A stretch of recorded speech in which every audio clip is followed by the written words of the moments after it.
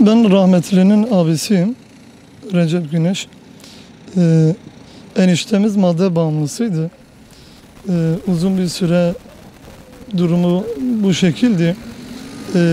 Bu pazartesi de tedavi için ikna edilmişti. Yani bugün hastaneye götürmeyi planlıyordular. Akşam yine tartışma olmuş eşiyle. Babam da eşine eve gelmesini söylemiş çocuklarını alıp. Kendisi de şey demiş, ben sen çıkma evden de ben çıkarım evden demiş. İşte daha sonra artık olay nasıl olmuş, nasıl gelişmiş bilmiyoruz. Sabah mı gelmiş artık saat 8 civarlarında işte eşine silahla saldırıda bulunmuş. Herhalde uyuşturucu kullandığından kendinde değilmiş.